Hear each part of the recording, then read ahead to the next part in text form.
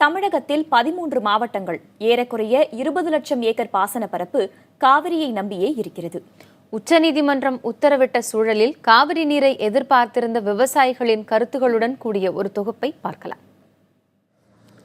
திருவாரூர் மாவட்டத்தை பொறுத்தவரை 3.5 லட்சம் ஏக்கர் பரப்பளவில் சம்பா சாகுபடி நடக்கிறது. இதில் 10% மட்டுமே நிலத்தடி நீரை நம்பியுள்ளது. எஞ்சிய 90% விளை நிலங்களில் காவிரியை நம்பியே சம்பா சாகுபடி செய்யப்படுகிறது.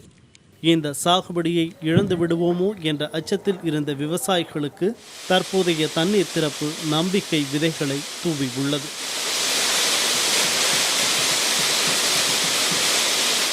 நிலத்தடி நீரை பயன்படுத்தி கிட்டத்தட்ட ஒரு 25,000 50,000 என்கின்ற அளவுக்கு தான் ஏக்கர் அளவுக்கு தான் சம்பா சாகுபடி என்பது தொடர்ந்து நடைபெற்று கொண்டிருக்கிறது.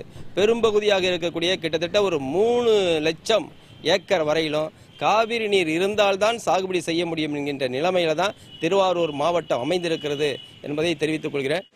காவிரி டெல்டா பகுதி விவசாயிகளை பாதுகாக்கும் வகையில் தமிழக அரசு தரப்பு நடவடிக்கைகளை மேலும் தீவிரப்படுத்த வேண்டும் என்றும் விவசாயிகள் வலியுறுத்துகிறார்கள். தொடர்ச்சியாக சம்பா சாகுபடியை செய்வதற்கு உச்சநீதிமன்றத்தினுடைய உத்தரவை மேலும் துரிதப்படுத்தி நமக்கு கிடைக்க வேண்டிய தண்ணீரை மேலும் பெறுவதற்கான துரித நடவடிக்கையை மாநில சர்க்கார் ஏற்படுத்த வேண்டும் என்று கேட்டுக்கொள்கிறேன்.